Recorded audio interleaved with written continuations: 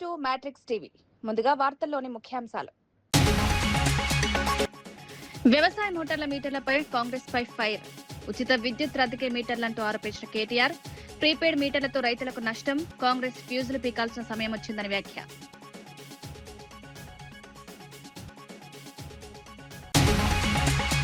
పరిటాల రవి హత్య కేసుపై జగన్ ప్రశ్నించిన బీటెక్ రవి. మద్దెల చెరువు సూరితో సంబంధాలపై నిలదీత. రాజకీయ హత్యల వెనుక నిజాలు బయటకు రావాలని డిమాండ్. పరిటాల కేసులో వాస్తవాలు వెలుగులోకి తేవాలని వ్యాఖ్య.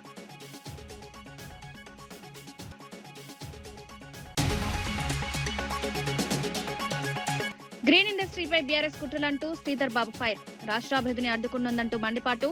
పర్యావరణ హిత పరిశ్రమలే లక్ష్యం. అభివృద్ధిని అడ్డుకునే రాజకీయ వ్యాఖ్యలు మానుకోవాలని వ్యాఖ్య.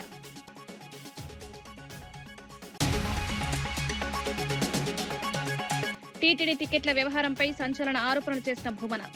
వీఐపీ టికెట్ల బ్లాక్ మార్కెట్ పై ఫైర్. బయట పెడుతూనే ఉంటారని వెల్లడి. భక్తుల విశ్వాసంతో ఆటలాడొద్దని హెచ్చరిక.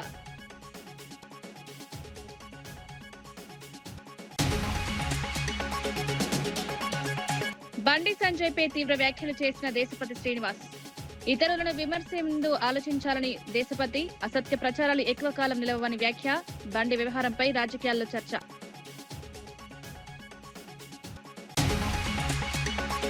వ్యవసాయ మోటార్లకు మీటర్లు ఏర్పాటు చేసే నిర్ణయంపై BRS working president KTR Congress ప్రభుత్వంపై తీవ్ర స్థాయిలో మండిపడ్డారు. ఉచిత విద్యుత్ రద్దు చేసేందుకు మోటార్లకు మీటర్లు పెడుతున్నారని ఆరోపించారు. ప్రీపెయిడ్ మీటర్ల పేరుతో విద్యుత్ రంగాన్ని అదానీ వంటి ప్రైవేట్ సంస్థలకు అప్పగించే ప్రయత్నం జరుగుతోందన్నారు. గతంలో మోదీ ఒత్తిడి చేసినా కేసీఆర్ వ్యవసాయ మోటార్లకు మీటర్లు పెట్టడానికి ఒప్పుకోలేదని గుర్తు చేశారు. కానీ ఇప్పుడు రేవంత్ రెడ్డి కేంద్రం చెప్పినట్లు వ్యవహరిస్తున్నారని విమర్శించారు. రైతుల ప్రయోజనాలకు విరుద్ధంగా వ్యవహరించే ప్రభుత్వాన్ని ప్రజలు గమనిస్తున్నారని పేర్కొన్నారు. కాంగ్రెస్ ఫ్యూజులు పీకాల్సిన సమయం వచ్చిందంటూ వ్యాఖ్యానించారు. ధాన్యం కుప్పల మీద కుప్పగులు చచ్చిపోతున్నారు. ఓదికు వడదెబ్బకు చస్తున్నారు. ఓదికు నువ్వు కొంటలేక నీ దెబ్బకు చస్తున్నారు. చూసుకో జరా మంత్రివర్గ సమావేశంలో మాట్లాడి ఆ పైసలేదో కేటాయించి ధాన్యం కొను అని చెప్పి నేను డిమాండ్ చేసిన. నేను అనుకున్న దబ్బన చూస్తాడేమో, చూసేమన్నా రైతులకేమైనా చెప్తాడేమో అనుకున్నా. నిన్న పిడుగు లాంటి వార్త చెప్పిండు. ఏమంటుండు రేవంత్ రెడ్డి? నిన్న కేబినెట్ సమావేశంలో నిర్ణయం తీసుకున్నాడట. ఇప్పుడు మన కాడ ప్రీపెయిడ్ సెల్ ఫోన్లు ఉంటాయి, మీకు తెలుసు కదా. ప్రీపెయిడ్ ఫోన్లు తెలుసు కదా. ముందే పైసలు కట్టాలి, అది మీటర్ తిరుగుతూనే ఉంటది, ఆయనతో బంద్ అవుతుంది. 1000 రూపాయలు ఛార్జ్ చేసినాం అనుకో, ఆ 1000 రూపాయలు ఇవ్వగానే అది బంద్ అవుతుంది పనిచేస్తుంది. రేవంత్ రెడ్డి నిన్న కేబినెట్ లో నిర్ణయం తీసుకున్నాడు. ఇక రాష్ట్రంలో మీటర్లు మామూలు మీటర్లు తీసేస్తారట, మొత్తం ప్రీపెయిడ్ మీటర్లు పెడతారట. ఇక అంటే మీ ఇంట్లల్లో స్మార్ట్ మీటర్లు పెడతారు. ఇక బిల్లు కట్టకపోతే అప్నే ఆప్ బంద్ హోయాత. ఒక మీకే కాదు, హైదరాబాద్నే కాదు, మొత్తం రాష్ట్రంలో రైతులందరికీ మొదలు ట్రాన్స్ఫార్మర్ల కాడ మీటర్లు పెడతారట. అటెనక బాయిల కాడ మోటార్లు ఉంటాయి కదా, ఆ మోటార్లకు కూడా మీటర్లు పెడతారట. ఇక మీకు కేసీఆర్ గారు అందుకే చెప్పిండు ముందే. ఆనాడు మోడీ గారు ఎంత ఒత్తిడి తెచ్చినా, మోడీ గారు మెడ మీద కత్తి పెట్టినా కేసీఆర్ గారు ఒప్పుకోలే. మోటార్లకు మీటర్లు పెట్టమంటే నా బొండిగ మీద కత్తి పెట్టినా, నా మెడ కోసినా నేను మాత్రం పెట్టా అని చెప్పి కేసీఆర్ గారు పెట్టలే. కానీ ఇలా రేవంత్ రెడ్డి ఆయన మీద కేసులు ఉన్నాయి కదా, భయం ఎక్కువ ఆయనకు. పాపం కేసులున్నాయి కదా, భయం ఎక్కువ. అందుకే మోడీ చెప్పంగానే, మోడీ తానానంగానే తందానా అన్నాడు. నిన్న కేబినెట్ లా నిర్ణయం తీసుకున్నాడు, మోటార్లకు మీటర్లు పెడతాడట. మరి ఈ రాష్ట్రంలో రైతులు ఆలోచన చేసుకోవాలి. ఈ కాంగ్రెస్ పార్టీ ఫ్యూజులు వీకేద్దామా? కాంగ్రెస్ పార్టీ ఫ్యూజులు వీకి వీళ్ళను బంగాళాఖాతం లేద్దామా, లేదా ఇట్లనే చూసుకుంటా ఊకుందామా? ఆలోచన చేయాలని చెప్పి నేను కోరుతా ఉన్నా. మరి ప్రీపెయిడ్ మీటర్లు పెడితే హైదరాబాద్ లో మీ ఇళ్లలో కూడా వస్తారు. ఇక అదానీలు అంబానీలు వాళ్ళే ఉన్నాయి దుకాణాలు మొత్తం. వాళ్ళు ఇల్లుకి వచ్చి మీటర్లు పెడతారు. మళ్ళా ఓ దిక్కు ఫ్రీ కరెంట్ అంటారు, ఇంకో దిక్కు ఉచిత కరెంట్ ఉత్త కరెంట్ అవుతుంది. మొత్తం మళ్ళా బతుకు ఆగం అవుతుంది. కేసీఆర్ గారు అందుకే చెప్పింది ముందే, ఆలోచించాలే, ఓటేసేటప్పుడే ఆలోచించాలే, ఆగం కావద్దు. స్మార్ట్ మీటర్ల అంశంపై మాజీ మంత్రి జగదీష్ రెడ్డి కాంగ్రెస్ ప్రభుత్వంపై తీవ్ర విమర్శలు చేశారు. ఆర్డీఎస్ఎస్ పథకం కింద బీజేపీ పాలిత రాష్ట్రాల్లో ఇళ్లకు, వ్యవసాయ మోటార్లకు అమర్చిన స్మార్ట్ మీటర్లను ప్రజలే పీకేసి తగలబెడుతున్నారన్నారు. అలాంటి పరిస్థితులు ఉన్నప్పటికీ తెలంగాణలో అదే విధానాన్ని అమలు చేసేందుకు కాంగ్రెస్ ప్రభుత్వం కేబినెట్ ఆమోదం తెలపడం ఆశ్చర్యకరమన్నారు. రైతులు, సామాన్య ప్రజలపై అదనపు భారం మోపే చర్యలను బీఆర్ఎస్ తీవ్రంగా వ్యతిరేకిస్తుందని స్పష్టం చేశారు. విద్యుత్ రంగంలో ప్రజా ప్రయోజనాలే ముఖ్యమని పేర్కొంటూ ప్రభుత్వం నిర్ణయాన్ని వెనక్కి తీసుకోవాలని డిమాండ్ చేశారు. మీటర్లను తీసుకొచ్చి రోడ్డు మీద పడేసి తగలబెట్టిండ్రు. మీకు దానికి సంబంధించిన వీడియోలు కూడా చూపిస్తా. ఒక్కసారి అది చూడాలి. ప్రజలు తీసుకొచ్చి స్వచ్ఛందంగా రోడ్ల మీద పడేసి నిరసనలు చెప్తా ఉన్నారు, వాళ్ళ ఇళ్ళలో ఉన్న మీటర్లు బిక్కొచ్చి. ఈ మీటర్లను పట్టుకొచ్చి ఇప్పుడు రేవంత్ రెడ్డి మన నెత్తిన పెడతారు, తెలంగాణ విద్యుత్ వినియోగదారులు నెత్తిన పెడతా అంటాడు. ఎక్కడో పెడతారు అనుకునేరు, మీ ఇళ్ళకు కూడా వస్తాయి, మీ ఇళ్ళకు కెమెరామెన్ల ఇళ్ళకి వస్తాయి, మీ రిపోర్టర్ల ఇళ్ళకి వస్తాయి, అందరి ఇళ్ళకి వస్తాయి, ప్రతి ఇంటికి. టీడీపీ నేత బీటెక్ రవి వైఎస్ జగన్ పై తీవ్ర ఆరోపణలు చేశారు. మద్దల చెరువు సూరితో జగన్ కు సంబంధాలు లేవా అని ప్రశ్నించారు. ఇల్లు ఉండి పరిటాల రవి హత్యకు ప్రణాళిక రచించారా అని నిలదీశారు. ముందుగా బళ్ళారిలో ఆర్కేను హత్య చేశారని, అనంతపురంలో ప్రభాకర్ రెడ్డిని చంపారని ఆరోపించారు. అనంతరం పరిటాల రవిని హత్య చేశారని పేర్కొన్నారు. గత ఘటనలపై వాస్తవాలు వెలుగులోకి రావాల్సిన అవసరం ఉందన్నారు. ప్రజలు నిజాలు తెలుసుకోవాలని, రాజకీయ హత్యల వెనుక ఉన్న అసలు కారణాలను బయటపడాలని డిమాండ్ చేశారు. మూడోసారి పరిటాల అంటే మీకు ఇంటెలిజెన్స్ వ్యవస్థ లేదా? ఆ మర్డరు, ఈ మర్డరు, తర్వాత ఇదేది మీకు తెలియదా? దగ్గరుండి మీరే చేపించి నువ్వు పార్టీలోకి వస్తావా, ఆయన నిజాయితీ పరుడే, నేను తెలుగుదేశం పార్టీ విడిచిపెట్టి రానన్నాడు పరిటాల రవి గారు. రాకుంటే మర్డర్ చేస్తాం. ఆ రకంగా మీరు లేకపోతే జైల్లో ఉండేదంట, ఆయన జైల్లోంచి నడిపేది, జైల్లోంచి ప్లాన్ చేసి మర్డర్. బయట మొత్తం సహకారం అంతా జగన్మోహన్ రెడ్డిది. పరిటాల రవి దాంట్లో జగన్మోహన్ రెడ్డి లేకుంటే పరిటాల రవి హత్య జరిగే సమస్య లేదు. అంతగా నువ్వు సపోర్ట్ చేసి ఆ రకంగా చేసినావు. ఈ పిల్లలను చూసి ఇట్లా చేసి అంటే నాకేంది. టీటీడీ మాజీ చైర్మన్ భూమన కరుణాకర్ రెడ్డి తిరుమల వ్యవహారాలపై సంచలన ఆరోపణలు చేశారు. అట్లూరి నారాయణ అనే వ్యక్తి టీటీడీ వీఐపీ టికెట్లను బ్లాక్ మార్కెట్ లో విక్రయిస్తున్నారని ఆరోపించారు.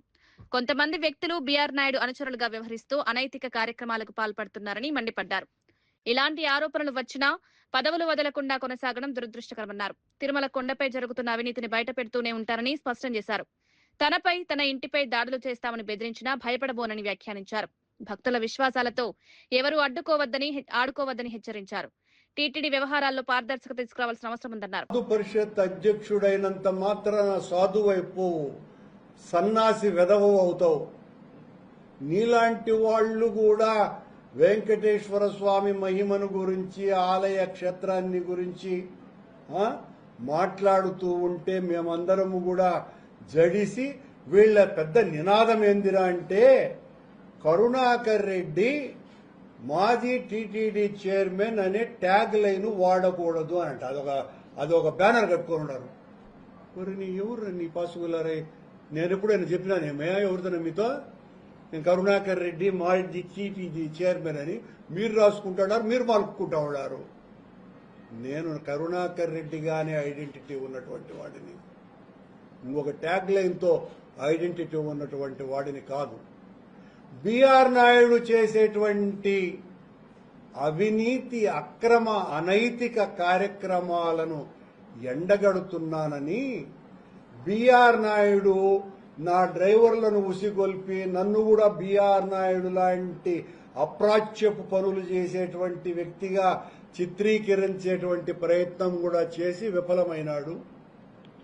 సరే, ఈ మధ్యన ఆ రౌడీలను కూడా ఉసిగొల్పే కార్యక్రమము చేస్తున్నాడు. ఇప్పుడు కొత్తగా ఈ సన్నాసుల్ని నా మీదికి ఉసిగొల్పే ప్రయత్నం కూడా చేస్తున్నాడు. ఇవన్నీ చేసే కొద్దీ బీఆర్ నాయుడు యొక్క అరాచకాల మీద మరింత పెద్ద ఎత్తున ఉధృతంగా నా ఉద్యమం కొనసాగుతూనే ఉంటుంది. కొనసాగటం కాదు, మరింత పెద్ద ఎత్తున ఉంటుంది. బీఆర్ నాయుడు, నీవు శ్రీవాణి టిక్కెట్లు అమ్ముతున్నావు. నువ్వు వీఐపీ బ్రేక్ దర్శన టిక్కెట్లను అమ్ముతున్నావు. నీవు. మాజీ ఎమ్మెల్యే తోపుదుర్తి ప్రకాష్ రెడ్డి గన్మెన్ల తొలగింపు అంశంపై స్పందించారు. ప్రశ్నించే గొంతు లేకపోతే అరాచకాలు మరింత పెరుగుతాయని హెచ్చరించారు. ప్రజాస్వామ్యంలో ప్రతిపక్షాల గొంతును అణచివేయడం ప్రమాదకరమని వ్యాఖ్యానించారు. తన ప్రాణాలకు ముప్పుందని నివేదికల ఆధారంగా గతంలో 10 ఏళ్ల పాటు గన్మెన్లు ఇచ్చిన ఎస్పీ కార్యాలయం ఇప్పుడు కనీస నోటీసు కూడా ఇవ్వకుండా భద్రత తొలగించిందన్నారు. ఇది సరైన పద్ధతి కాదని ఆవేదన వ్యక్తం చేశారు. ప్రజల కోసం ప్రశ్నించడం తాను ఆపబోనని స్పష్టం చేశారు. గన్మెన్లు లేకున్నా ప్రజలే తనకు రక్షణగా ఉంటారని ధీమా వ్యక్తం చేశారు. 3 సంవత్సరాల పాటు జగన్మోహన్ రెడ్డి గారు 5 సంవత్సరాల పాటు గన్మెన్లు ఇచ్చారు. ఇప్పుడు మీ ప్రభుత్వంలో 2 సంవత్సరాలు, 10 సంవత్సరాల పాటు నా ప్రాణానికి ముప్పు ఉంది, భద్రత అవసరం అనేసి నివేదికలు ఇచ్చినటువంటి అదే ప్రభుత్వ కార్యాలయాలు, ఎస్పీ కార్యాలయమే ఈరోజు నాకు కనీసం నోటీస్ పంపకుండా, థ్రెట్ పర్సెప్షన్ రిపోర్ట్ పంపకుండా, ఎస్ఆర్సి తీసుకున్న నిర్ణయం కమ్యూనికేట్ చేయకుండా హుటాహుటిన పాపంపేటలో ఏ రోజైతే ఆక్రమించుకునేదానికి పరిటాల రవి ప్రధాన అనుచరుడైనటువంటి శరభారెడ్డి కుమార రామాంజనేయులు అక్కడ పోయి వాళ్ళు ఫెన్సింగ్ వేసేటువంటి ప్రయత్నం చేశారో ఆ రోజు మా పార్టీ నాయకులు జెడ్పీటీసీ మాదిగా చంద్ర, మా మండల కన్వీనర్ పవను, అదేవిధంగా మా మాదన్న, మా ఎరికల ఈశ్వరయ్య, మా ఎంపీపీ వీళ్ళందరూ కూడా స్పందించి ప్రజల్ని తీసుకొని పోయి అక్కడ తిరగబడటం వల్ల, బాధితులు తీసుకొని పోయి తిరగబడటం వల్ల వాళ్ళు పలాయనం చిత్తగిచ్చినారు. ఆ రోజే మీరు తీసుకున్న నిర్ణయం ఇది. ఈడ 100 కోట్ల దోపిడీ చేసేటువంటి కార్యక్రమానికి ప్రకాష్ రెడ్డి అనేవాడు అడ్డు తగులుతాడు, వాడిని నిర్మూలించైనా కూడా పాపంపేటలో మీరు 100 కోట్లు వసూలు చేయాలనేటువంటి పన్నాగం మీరు పన్నారు కాబట్టి, మీ ప్రభుత్వం పనింది కాబట్టి మీరు మా గన్మెన్ సౌకర్యం తొలగించినారని మేము భావిస్తా ఉన్నాం. బీఆర్ఎస్ నాయకులు రాష్ట్ర అభివృద్ధిని అడ్డుకునే కుట్రలు చేస్తున్నారని మంత్రి శ్రీధర్ బాబు ఆరోపించారు. సీఎం రేవంత్ రెడ్డి నాయకత్వంలో ప్రభుత్వం అభివృద్ధి, ఉపాధి అవకాశాల కోసం కృషి చేస్తుంటే తప్పుడు ప్రచారాలతో అడ్డంకులు సృష్టిస్తున్నారని మండిపడ్డారు. ఫార్మా సిటీ స్థానంలో కాలుష్య రహిత green industries, life sciences park ఏర్పాటు చేయడమే ప్రభుత్వ లక్ష్యమని స్పష్టం చేశారు. యువతకు ఉపాధి అవకాశాలు, ఆధునిక మౌలిక వసతులు కల్పించేందుకు ప్రణాళికలు సిద్ధం చేస్తున్నామన్నారు. ప్రజలు కూడా కాలుష్య పరిశ్రమలు కాకుండా పర్యావరణ హిత పరిశ్రమలనే కోరుకుంటున్నారని పేర్కొన్నారు. అభివృద్ధిని అడ్డుకునే రాజకీయాలు మానుకోవాలని సూచించారు. తెలంగాణ భవిష్యత్తును దృష్టిలో పెట్టుకుని ప్రభుత్వం ముందుకు సాగుతోందన్నారు.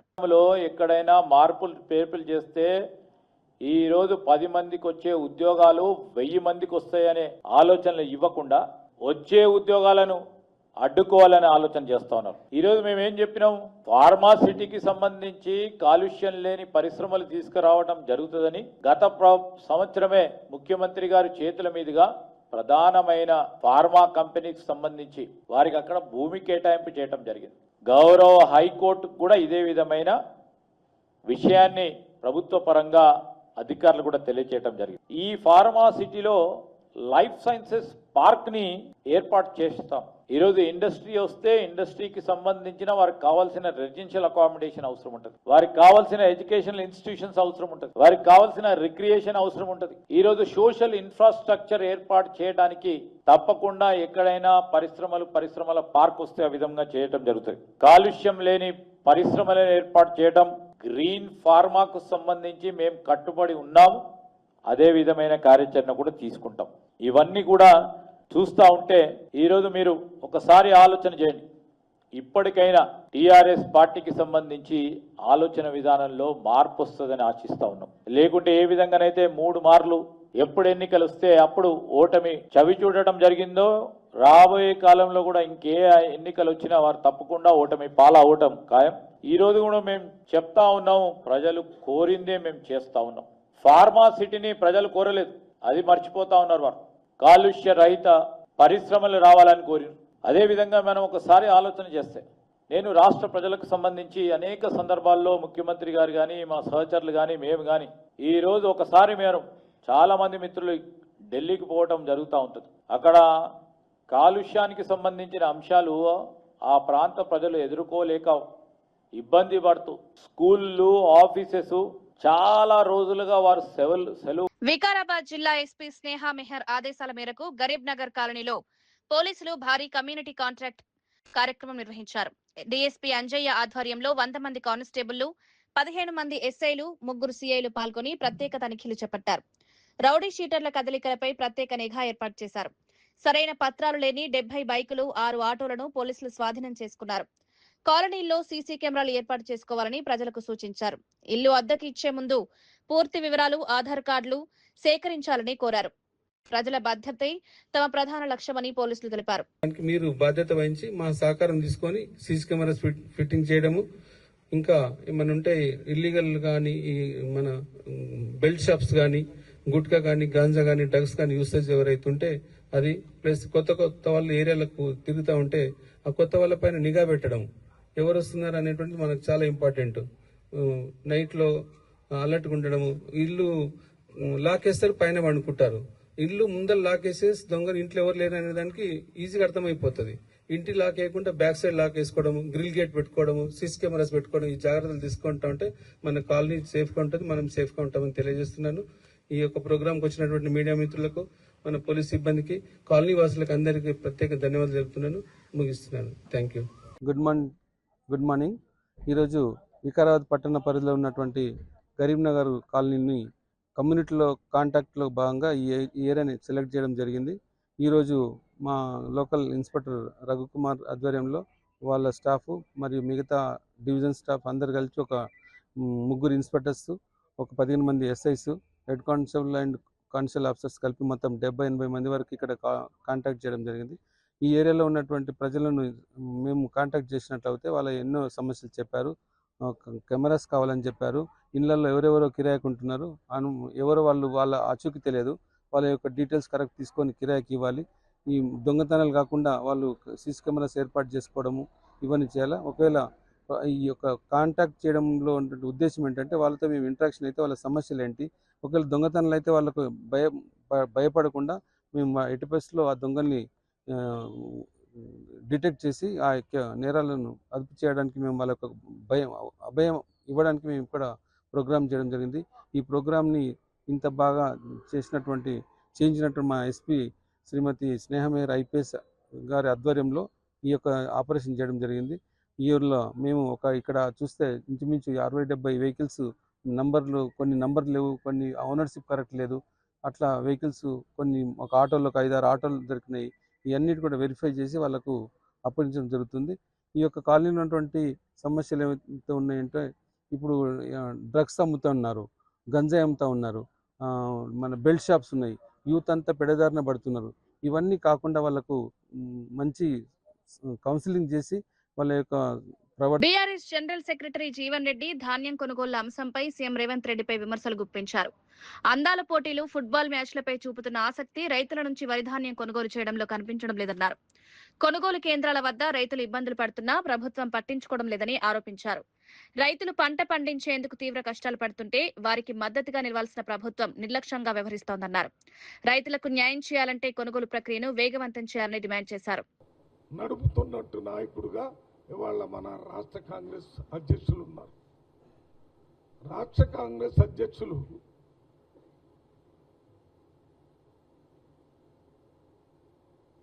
చిన్న సర్పంచ్ లాంటి కార్యకర్త దగ్గర నుంచి రాష్ట్రంలో వర్కింగ్ ప్రెసిడెంట్ల దగ్గర ఇంకా ఇంపార్టెంట్ పొలిటికల్ బ్యూరో మెంబర్స్ దగ్గర నుంచి ఎవరైనా ఆయన్ని కలవటానికి అవకాశం ఇచ్చేటటువంటి వ్యక్తి. ఎందుకంటే ఆయన ఎన్ఎస్సీఐలు చేశాడు, వర్కింగ్ ప్రెసిడెంట్ చేశాడు. కాబట్టి ప్రజలతో నిరంతరం సంపర్కం చేస్తూ ఆ నిరంతర సంపర్క సారాన్ని ముఖ్యమంత్రి దృష్టికి తీసుకుని వెళ్ళి ముఖ్యమంత్రి ప్రభుత్వంలో ఏ నిర్ణయాలు తీసుకోవాలనే విషయంలో కూడా అతి జాగ్రత్తగా వారికి సహకరిస్తూ, వారితో పాటు మన ఇన్ఛార్జి మీనాక్షి గారికి కూడా సహకరిస్తూ ఢిల్లీలో కేసీ వేణుగోపాల్ ఆర్గనైజేషన్ గారు కూడా సహకరిస్తున్నారు. మీకు తెలుసు, కేసీ వేణుగోపాల్ గారు చాలా సీనియర్ నాయకుడు, రాహుల్ గాంధీ గారికి అత్యంత సన్నిహితుడు. మేము పార్లమెంట్లో ఉంటున్నాం కాబట్టి మాకు తెలుసు. నేను పార్లమెంటు మెంబర్స్ కన్వీనర్గా ఉన్నాను. అందువల్ల నిరంతరం కేసీ వేణుగోపాల్ గారితో సంపర్కంలో ఉంటాము. ఆ కేసీ వేణుగోపాల్ గారే బహిరంగంగా మహేష్ కుమార్ గారు కాంగ్రెస్ పార్టీని తెలంగాణ రాష్ట్రంలో బాగా నడుపుతున్నారని బహిరంగంగా సర్టిఫికెట్ ఇచ్చినటువంటి సందర్భం.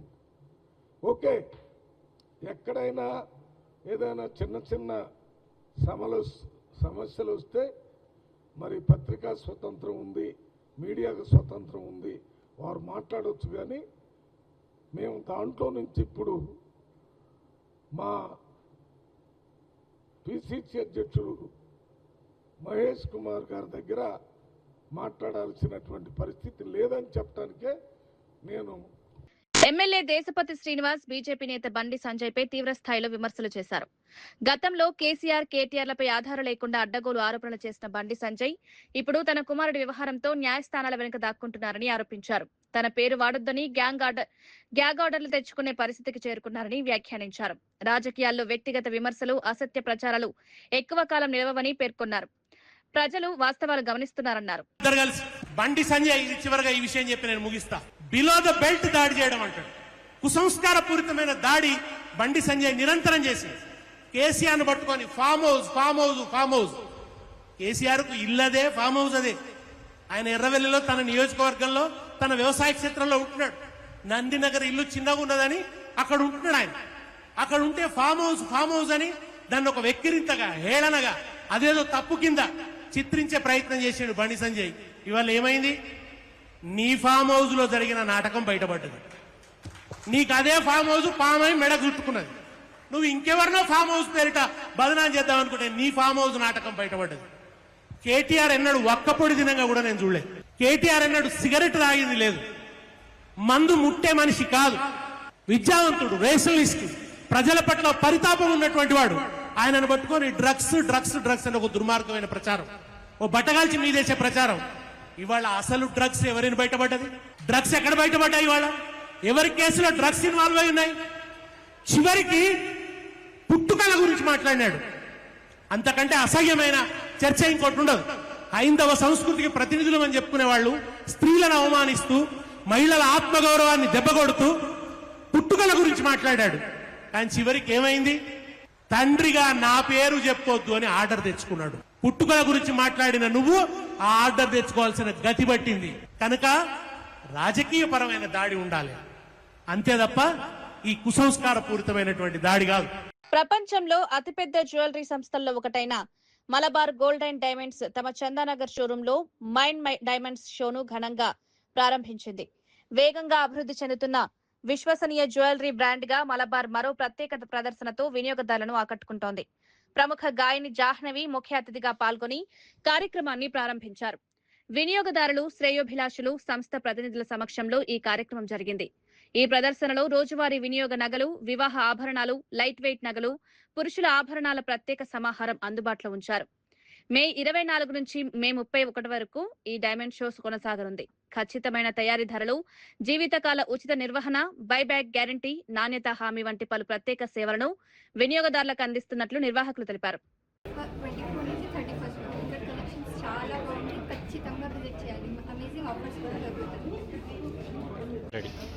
హలో అందరికీ, మైసెల్ఫ్ డాక్టర్ సౌందర్య. నేను ఇక్కడ చందానగర్ బ్రాంచ్లో మలబార్ గోల్డ్ అండ్ డైమండ్స్ని విజిట్ చేశాను.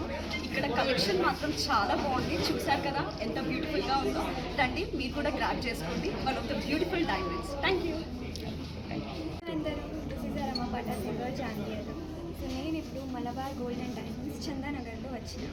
సో ఇక్కడ ఎక్స్క్లూజివ్లీ 24th నుంచి 31st దాకా డైమండ్ షో నడుస్తుంది. నాకైతే ఇక్కడిది కలెక్షన్స్ చాలా నచ్చింది. ఐ హోప్ మీకు కూడా నచ్చుతుంది.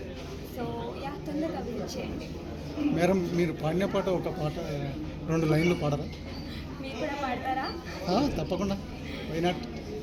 అమ్మ పాడే జోల పాట అమృతాని కన్న తీయడంట, అమ్మ పాడే లాలి పాట. నమస్కారం, నా పేరు వైభవి.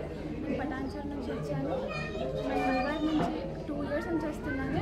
ఇక్కడ చాలా ఎక్స్క్లూజివ్ చాలా ఉన్నాయి, చాలా డిఫరెంట్ మోడల్స్ ఉన్నాయి, ప్యాటర్న్స్ ఉన్నాయి. నాకు చాలా నచ్చింది. అసలు మీరు కూడా విజిట్ చేయాలని కోరుకుంటున్నాను. From 24th to 31st we have many offers and many designs are available here.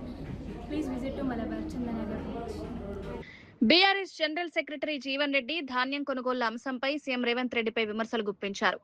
అందాల పోటీలు, ఫుట్బాల్ మ్యాచ్లపై చూపుతున్న ఆసక్తి రైతుల నుంచి వరి ధాన్యం కొనుగోలు చేయడంలో కనిపించడం లేదన్నారు. కొనుగోలు కేంద్రాల వద్ద రైతులు ఇబ్బందులు పడుతున్నా ప్రభుత్వం పట్టించుకోవడం లేదని ఆరోపించారు. రైతులు పంట పండించేందుకు తీవ్ర కష్టాలు పడుతుంటే వారికి మద్దతుగా నిలవాల్సిన ప్రభుత్వం నిర్లక్ష్యంగా వ్యవహరిస్తోందన్నారు. రైతులకు న్యాయం చేయాలంటే కొనుగోలు ప్రక్రియను వేగవంతం చేయాలని డిమాండ్ చేశారు. జిల్లా ఇన్ఛార్జ్ ఆయన ఇంతవరకు ఏదైతే కరీంనగర్ జిల్లాలో అడుగుపెట్టింది లేదు. తుమ్మల నాగేశ్వరరావు ఏ కరీంనగర్ జిల్లాకి ఇన్ఛార్జ్ మంత్రిగా వ్యవహరిస్తుండో ఆయన కరీంనగర్ జిల్లాలో అడుగుపెట్టింది లేదు. పౌర సరఫరా శాఖ మంత్రులు ఏదైతుందో నేను మొన్న ఒకసారి ఆ నల్లగొండకో సూర్యాపేటకో ఫ్లయింగ్ విజిట్ చేసినట్టు చూస్తున్నాయి. Flying visit. ఏ జిల్లా ఇన్ఛార్జ్ మంత్రి కూడా ఎక్కడ పర్యటన లేదు. వీళ్ళ ముఖ్యమంత్రి గారు ఏదైతుందో వీళ్ళ అందాల పోటీల నిర్వహణ ఫుట్బాల్ మ్యాచ్ నిర్వహణ, ఆయన ఏదైతుందో అందాల పోటీల నిర్వహణకు రాష్ట్ర ప్రభుత్వాన్ని ఏ విధంగా సమాయుక్తం చేసిండో, ఫుట్బాల్ మ్యాచ్ నిర్వహణకు ఏ విధంగా రాష్ట్ర ప్రభుత్వం సమాయుక్తం చేసిండో, వరి ధాన్యం కొనుగోలు సేకరణ పట్ల ఏదైతుందో మరి ఆ ఆలోచన లేకపోవడు అసలు ప్రభుత్వం దృష్టిలోపల రైతాంగమైన వారు ఉన్నారా అని చెప్పని అనుమానం కలుగుతుందని చెప్పంటున్నా. వార్తలు ముగించే ముందు ముఖ్యాంశాలు మరోసారి. వ్యవసాయ మోటార్ల మీటర్లపై కాంగ్రెస్ పై ఫైర్. ఉచిత విద్యుత్ రద్దీకే మీటర్లంటూ ఆరోపించిన కేటీఆర్. ప్రీపెయిడ్ మీటర్లతో రైతులకు నష్టం, కాంగ్రెస్ ఫ్యూజులు పీకాల్సిన సమయం వచ్చిందని వ్యాఖ్య.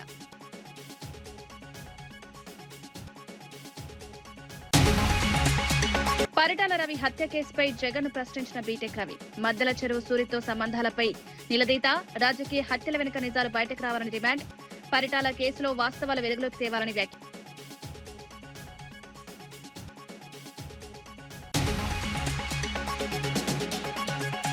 Green ఇండస్ట్రీపై BRS కుట్రలంటూ Sridhar Babu fire. రాష్ట్రాభివృద్ధిని అడ్డుకున్నందంటూ మండిపాటు. పర్యావరణ హిత పరిశ్రమలే లక్ష్యం, అభివృద్ధిని అడ్డుకునే రాజకీయ వ్యాఖ్యలు మానుకోవాలని వ్యాఖ్య.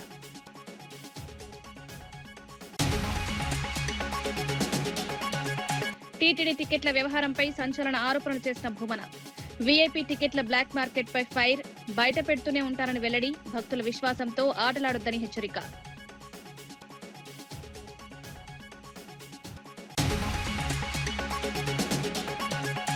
బండి సంజయ్ పై తీవ్ర వ్యాఖ్యలు చేసిన దేశపతి శ్రీనివాస్. ఇతరులను విమర్శే ముందు ఆలోచించాలని దేశపతి. అసత్య ప్రచారాలు ఎక్కువ కాలం నిలవని వ్యాఖ్య. బండి వ్యవహారంపై రాజకీయాల్లో చర్చ.